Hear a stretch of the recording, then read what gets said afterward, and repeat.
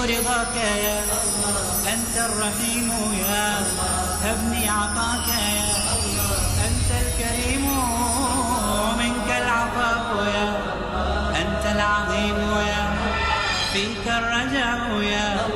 أنت الحليم.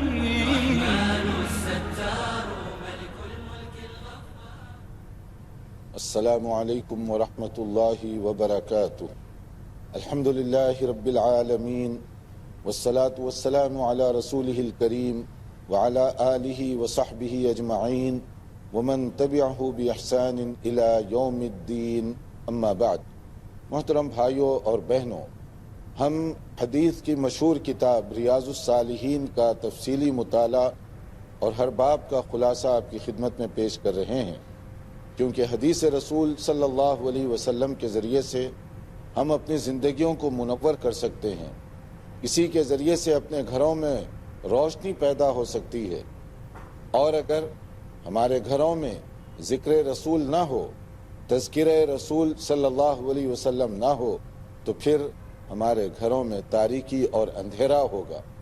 امام نووی رحمۃ اللہ علیہ نے بڑی محنت اور جانفشانی کے ساتھ کتب احادیث سے یہ مجموعہ تیار کیا ہے، جس میں ایمان اور عقائد کو مضبوط کرنے والی احادیث بھی ہیں، روزمرہ زندگی بسر کرنے کے طریقے بھی اس میں بتائے گئے، اور تزکیہ نفس کے اصول بھی بتائے گئے کہ کس طرح سے ہم اپنے نفس کی کدورتوں کو دور کر سکتے ہیں، اپنے نفس کا تزکیہ کر کے اس کو پاک و صاف کر سکتے ہیں. اس کے لیے مختلف ابواب، اور ان میں امام نووی رحمۃ اللہ علیہ نے اپنے اصول اور قاعدے کے مطابق ہر باب کے تحت جو قرآن مجید کی متعلقہ آیات ہیں ان کا ذکر کیا، اور پھر اس کے بعد صحیح اور جامع احادیث کا اس میں تذکرہ کیا، تاکہ قرآن و سنت کی روشنی میں ہم اپنے اعمال کو بنا سکیں، سنوار سکیں، نکھار سکیں. پچھلے درس میں جہاں ہم نے سلسلہ روکا تھا وہ والدین کی نافرمانی اور رشتہ داروں کے حقوق کو نظر انداز کرنے کے متعلق تھا. والدین اللہ تعالیٰ کا عطیہ ہیں، والدین جنت کا دروازہ ہیں ہمارے لیے اگر ہم سمجھیں تو. والدین خاص طور پر اگر بڑھاپے میں ملیں تو گویا کہ ہمارے گھر جنت کا ٹکٹ بھیج دیا گیا. اب عقل مند آدمی وہ ہے جو ان کی خدمت کر کے، ان کی اطاعت اور فرمانبرداری کر کے اپنی جنت کا راستہ بنا سکے. یقیناً وہ شخص محروم ہے جس پر نبی کریم صلی اللہ علیہ وسلم نے افسوس کا اظہار کیا کہ خاک آلودہ ہو وہ شخص جسے والدین یا ان میں سے ایک بڑھاپے کی حالت میں ملے اور وہ اپنی جنت کا بندوبست نہ کر سکے. یعنی جنت کا ٹکٹ جو گھر آیا آپ نے اس کو ضائع کر دیا، جنت کا موقع جو آپ کو دیا گیا آپ نے اس کو ویسٹ اور برباد کر دیا. دانا اور عقل مند آدمی وہ ہے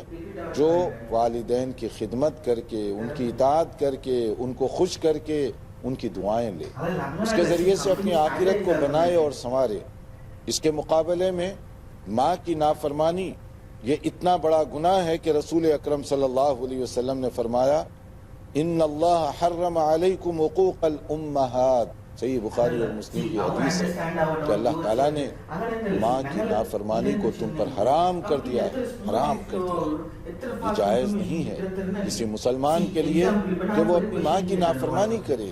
قرآن کریم میں کہا گیا وَلَا تَقُلْ لَهُمَا أُفٍّ وَلَا تَنْهَرْهُمَا، کہ تمہیں اف کرنے کی اجازت نہیں. اگر وہ بوڑھے ہیں اور ان کی زبان سے کوئی ایسی بات نکل رہی ہے، بعض وقت عمر کا تقاضا ہوتا ہے، کوئی بڑا بول وہ بول دیں، کوئی غصے کا اظہار کریں، کوئی ناراضگی کا، جھنجھلاہٹ کا اظہار کریں،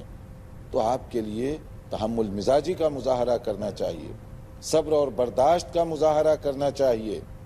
یہ نہ ہو کہ وہ ایک بات کریں آپ دو سنا دیں. آپ ان کی کسی بات کو اسی انداز سے اور اسی ٹون میں جواب دینے کی کوشش نہ کریں، بلکہ برداشت کریں اپنے لیے.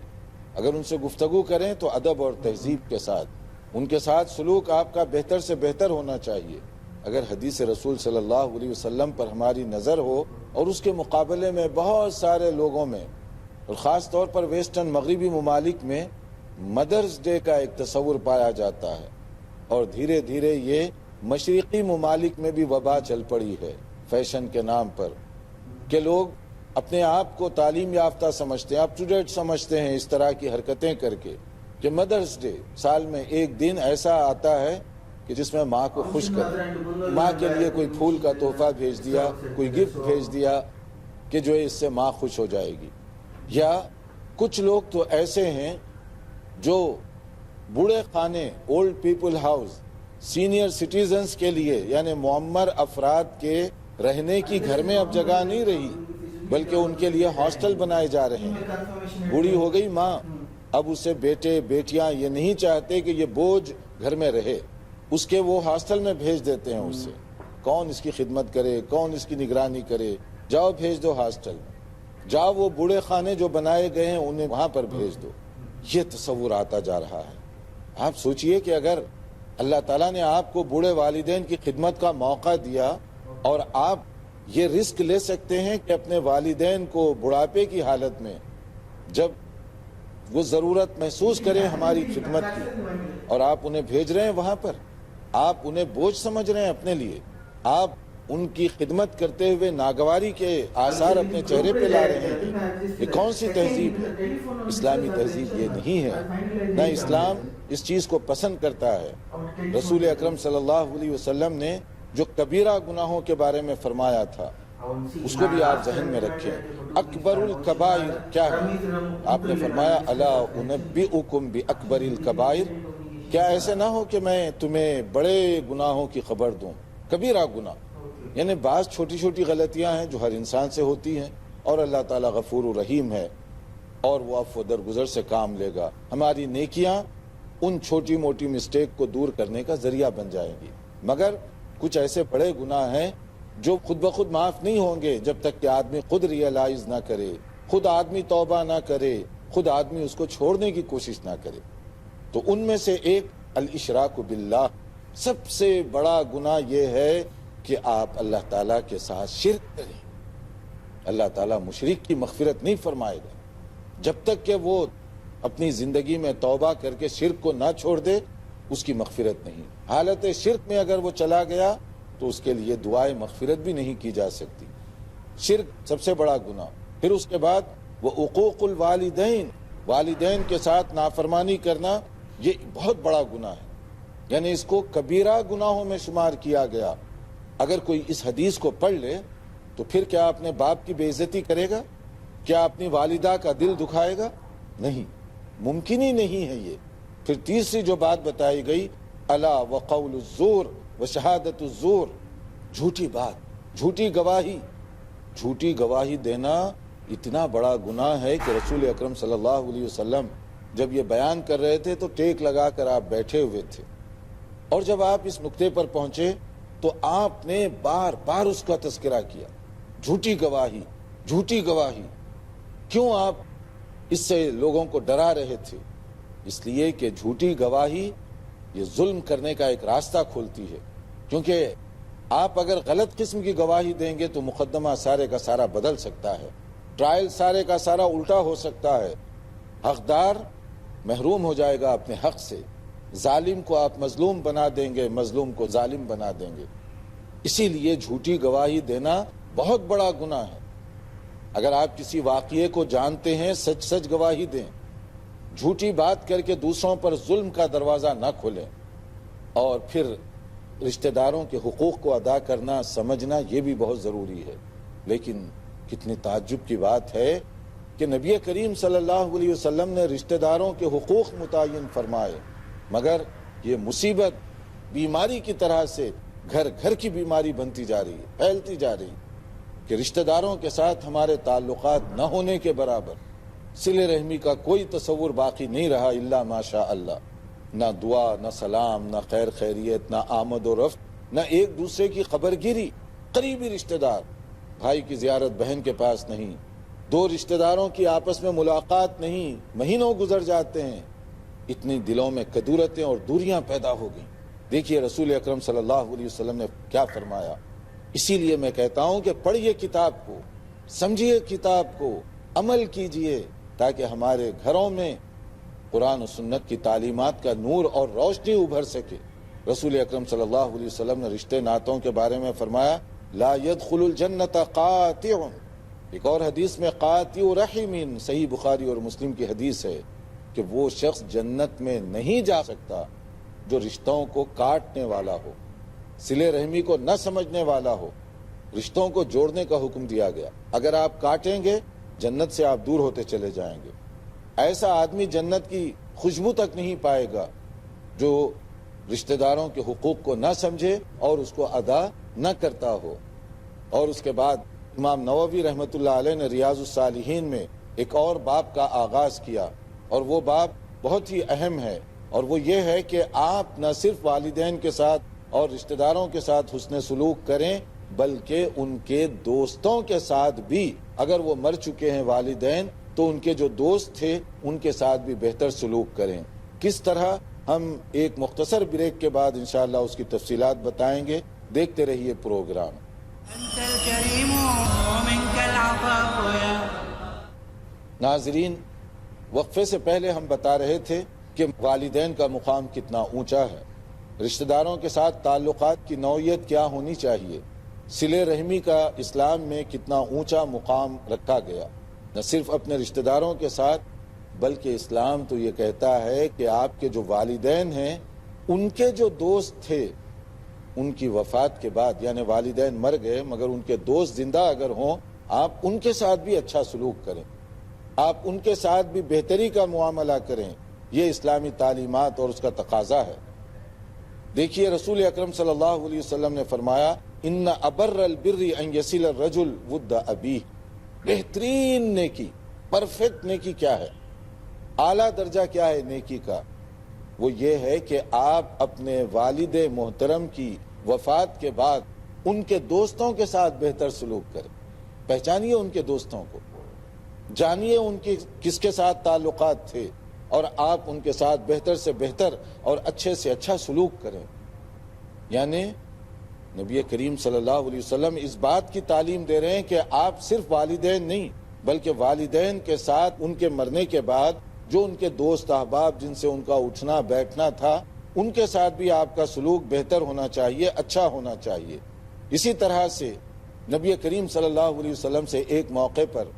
ایک صحابی نے دریافت کیا، اے اللہ کے نبی صلی اللہ علیہ وسلم، میرے ماں باپ تو دنیا سے گزر چکے، اب میں ان کے لیے کیا کر سکتا ہوں؟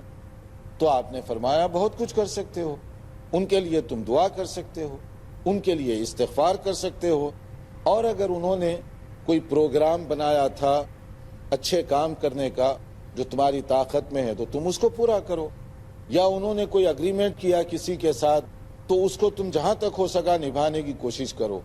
اور پھر اس کے بعد ایک بات جو آپ نے فرمائی کہ تم اپنے والدین کے جو دوست تھے جو ان کے ساتھ ان کا تعلق تھا ان کا بھی اکرام کرو، ان کا احترام کرو، ان کے ساتھ اچھا سلوک کرو۔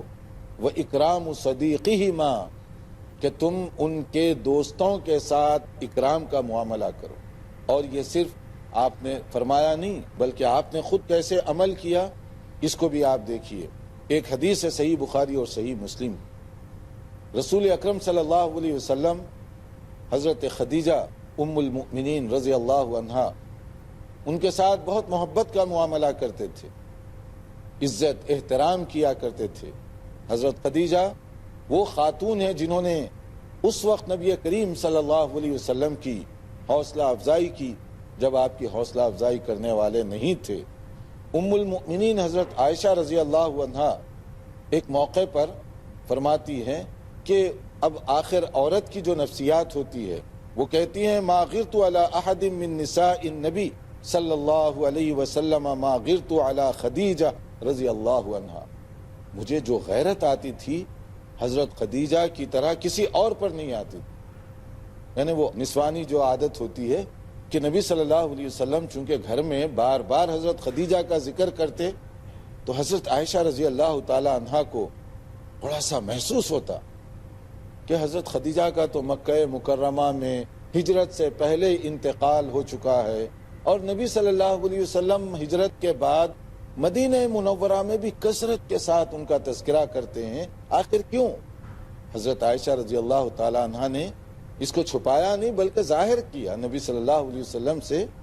اور حضرت عائشہ فرماتی ہیں کہ میں نے کبھی دیکھا نہیں تھا حضرت خدیجہ کو کیونکہ وہ بہت چھوٹی سی تھیں، ان کا انتقال تو مکہ مکرمہ میں ہجرت سے پہلے ہو چکا تھا، ملاقات بھی نہیں ہوئی ان کی اتفاق سے۔ تو حضرت عائشہ فرماتی ہیں کہ میں نے دیکھا نہیں مگر ان کی تعریف میں بہت سنتی تھی، اور نبی صلی اللہ علیہ وسلم ہر دم ان کا تذکرہ ذکر خیر کیا کرتے تھے۔ یہ ایک اچھے شوہر کی علامت، نبی کریم صلی اللہ علیہ وسلم کی سیرت اور سنت کا بھی ایک بہترین سبق ہے مردوں کے لیے کہ اگر بیوی نیک ہو، صالحہ ہو، تو کس طریقے سے اس کی قدر کرنی چاہیے۔ تو رسول اکرم صلی اللہ علیہ وسلم مدینہ منورہ میں کبھی اپنے گھر اگر کوئی اچھا کھانا پکتا، اور حدیث میں کہا گیا کبھی بکری ذبح ہوتی، تو آپ کوشش کرتے تھے کہ حضرت خدیجہ کی جو سہیلیاں ہیں انہیں بھی اس خوشی میں شامل کیا جائے، کوئی تحفہ بھیج دیا جائے، کوئی اس کا پورشن تھوڑا سا گوشت ان کے ہاں بھی بھیج دیا جائے، کبھی کوئی اچھا کھانا بنتا تو ان کے ہاں بھی بھیج دیا جائے، ان کی سہیلیوں کو تلاش کر کر کے۔ یعنی رشتہ داروں کی بات تو دور رہی، نبی کریم صلی اللہ علیہ وسلم نے اپنی سیرت طیبہ سے ایسا اصول پیش کیا، ایسا طریقہ پیش کیا کہ حضرت خدیجہ رضی اللہ عنہا کی جو سہیلیاں ہیں ان کے ساتھ بھی آپ حسن سلوک کیا کرتے تھے، عزت اور تکریم کا معاملہ ان کے ساتھ کیا کرتے تھے۔ ہمارے لیے اس میں پیغام یہ ہے پورے چیپٹر کے اندر، یہ پورے باب میں، کہ اگر آپ کے والدین دنیا سے رخصت ہو چکے ہیں اور ان کے دوست، ان کے احباب، ان کے تعلق دار موجود ہیں، تو آپ ان کے ساتھ بہتر سلوک کیجیے، ان کی عزت کیجیے، کیونکہ یہ آپ کے والد کے دوست تھے، ان کی عزت کیجیے کیونکہ یہ آپ کی والدہ محترمہ کی قدردان تھیں۔ کبھی کوئی موقع ہو، کوئی مناسبت ہو تو کوئی تحفہ بھیج دیا کریں، کبھی کوئی مناسبت ہو تو دعوت پر ان کو بلا لیا کریں، تاکہ ان کی دل جوئی بھی ہو اور پھر ساتھ ساتھ ان کی دعاؤں سے ہمیں فائدہ بھی ہو سکے۔ پھر اس کے بعد امام نووی رحمۃ اللہ علیہ نے ریاض الصالحین میں ایک اور باب شروع کیا، اور وہ بڑا اہم باب ہے، اور وہ باب کیا ہے؟ اکرام اہل بیت رسول اللہ صلی اللہ علیہ وسلم، یعنی رسول اکرم صلی اللہ علیہ وسلم کے خاندان کے ساتھ محبت، آپ کے گھر والوں کے ساتھ احترام کا معاملہ، کیونکہ رسول اکرم صلی اللہ علیہ وسلم کا مقام بہت اونچا ہے، بہت اعلیٰ ہے، آپ کی حیثیت تو بہت اونچی ہے، تو آپ کے جو گھر والے ہیں، آپ کے جو قریبی ہیں، ان کی بھی عزت ہمارے لیے بہت زیادہ ضروری ہے، ان کی تعظیم کرنا، ان کی عزت بجا لانا، یہ ہمارے لیے بہت زیادہ ضروری ہے۔ اللہ تعالیٰ نے اس سلسلے میں فرمایا انما یرید اللہ لیذھب عنکم الرجس اہل البیت ویطہرکم تطہیرا، کہ اللہ تعالیٰ کا یہ فیصلہ ہے، اللہ تعالیٰ چاہتے ہیں کہ اہل بیت سے جو مختلف برائیاں ہیں ختم کر دی جائیں، گندگی، رجس، اور پاک صاف کیا جائے، کیونکہ ان کا مقام بہت اونچا، ان کی پوزیشن بہت اونچی اور اعلیٰ ہے، لوگ ان کو اپنے لیے ایک نمونے کے طور پر سامنے رکھے ہوئے ہیں، تو اللہ تعالیٰ نے بھی ان کا ذکر خیر فرمایا اور ان کے مقام کو بہت اعلیٰ مقام عطا فرمایا۔ اور اسی طرح سے امہات المؤمنین کے لیے بعض خاص ہدایات دی گئی کہ لستن کاحد من النساء، کہ تمہاری مثال عام عورتوں کی طرح سے نہیں ہے۔ امہات المؤمنین کو کہا گیا کہ لوگ تمہیں فالو کریں گے، لوگ تمہارے اٹھنے بیٹھنے کو دیکھ رہے ہیں۔ نبی صلی اللہ علیہ وسلم کا گھرانہ تو بہت اونچی بات ہے، اگر کوئی دین کا کام کرنے والا ایک داعی ہے، ایک خطیب ہے، ایک امام ہے، ایک نامی گرامی شخص ہے، تو لوگ اس کے گھر والوں کو بھی دیکھتے ہیں کہ اس کے بیوی بچے کیسے رہتے ہیں، وہ کیا کرتے ہیں، ان کا کیا انداز ہوتا ہے، کیونکہ ایک آدمی جب کوئی اچھا کام کر رہا ہے تو اور لوگوں کے لیے بھی اس کے اندر بہت سی باتیں نکل آتی ہیں، تو وہ لوگ معلوم کرنا چاہتے ہیں کہ وہ کس طریقے سے ان کے ساتھ اچھائی کا معاملہ کرتے ہیں۔ تو نبی کریم صلی اللہ علیہ وسلم کے گھر والوں کی عزت، احترام، یہ تو بہت زیادہ ضروری ہے۔ ایک بہت ہی صحیح حدیث ہے صحیح مسلم کی جو ریاض الصالحین میں پیش کی گئی، اس میں ایک مشہور صحابی ہیں حضرت زید بن ارقم رضی اللہ تعالی عنہ، ان کے پاس کچھ لوگ تشریف لے گئے یہ معلوم کرنے کے لیے کہ نبی صلی اللہ علیہ وسلم کے بارے میں اور آپ کے جو فرمودات ہیں وہ ہمیں سنائیے، کیونکہ یہ صحابی رسول ہیں، اسلام میں بہت قدیم ہیں، تو ان کی عقیدت کی وجہ سے وہ ان کے پاس گئے۔ تو انہوں نے کہا، جو مختلف ان کو باتیں بتائیں، ان میں سے ایک آپ کے گھر والوں کے ساتھ عزت اور تکریم کی بات، اہل بیت کے ساتھ حسن سلوک کی بات بتائی تو سننے والوں کو تھوڑا سا تعجب ہوا. تو انہوں نے کہا کہ گھر والوں سے مراد نساؤہ من اہل بیتہ، کہ نبی کریم صلی اللہ علیہ وسلم کی جو امہات المؤمنین ہیں وہی تو اہل بیت ہیں. تو انہوں نے کہا ہاں وہ بھی اہل بیت ہے، لیکن اہل بیت کا تصور ذرا وسیع ہے، صرف گھر والے خواتین نہیں بلکہ اور بھی زیادہ وسیع ہے. اور وہ اس طرح سے ہے کہ وہ تمام جو آپ کی فیملی کے وہ افراد آپ کے خاندان کے جن پر صدقہ حرام کر دیا گیا، صدقہ جائز نہیں ہے ان کے لیے، زکوٰۃ وغیرہ کی رقم، تو وہ سب اہل بیت میں شمار ہوں گے. تو پوچھا گیا کہ وہ کون ہیں جن پر صدقہ حرام ہے؟ تو فرمایا گیا کہ ہم آل علی و آل عقیل و آل جعفر و آل عباس رضی اللہ تعالیٰ عنہم، کہ وہ لوگ جن پر صدقہ حرام ہے وہ آل علی ہیں، ان کی جو فیملی ہے، اور اسی طرح سے آل عقیل ہے ان کی فیملی، اور اسی طرح سے آل جعفر ہیں ان کی فیملی، اور آل عباس جو ان کی فیملی ہے یہ وہ ہیں جن کو آپ صدقہ نہیں دے سکتے. تو پھر ان کی جنرل طریقے سے اچھے انداز سے آپ مدد کریں گے، مگر زکوٰۃ اور صدقہ نہیں، کیونکہ یہ تو مال کا میل کچیل ہے. بھلا نبی کریم صلی اللہ علیہ وسلم کے خاندان کو آپ کس طرح سے یہ کریں گے؟ اور حضرت ابو بکر صدیق رضی اللہ تعالیٰ عنہ فرمایا کرتے تھے، صحیح بخاری ہی کی حدیث ہے جس میں حضرت ابو بکر فرمایا کرتے تھے ارقبوا محمدً صلی اللہ علیہ وسلم فی اہل بیتہ، کہ نبی کریم صلی اللہ علیہ وسلم کے گھر والوں کے ساتھ، اہل بیت کے ساتھ تم بہتر معاملہ اور سلوک کرو.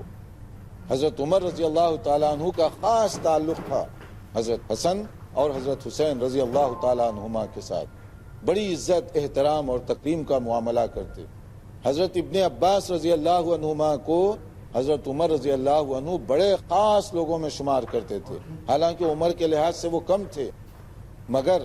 خاص امور میں مشورے کے لیے انہیں بھی طلب کیا جاتا تھا. اور اس طرح سے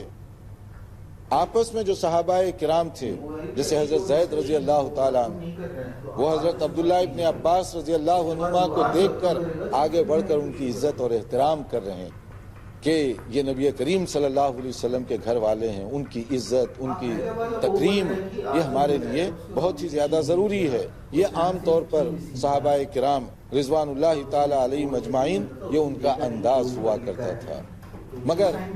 یہاں ایک غلط فہمی، مس انڈرسٹینڈنگ بعض اوقات پیدا ہوتی ہے کہ کچھ لوگ ایسے بھی ہیں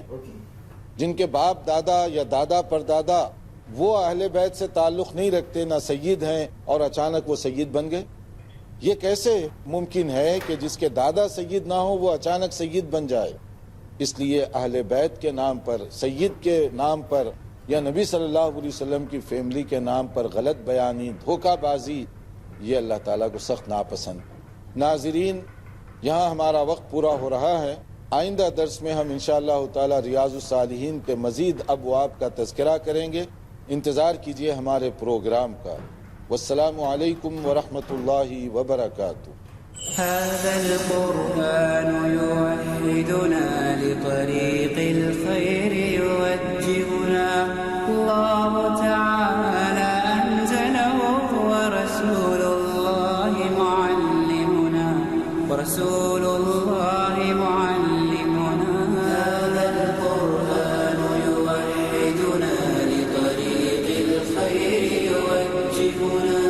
الله تعالى أنزله ورسول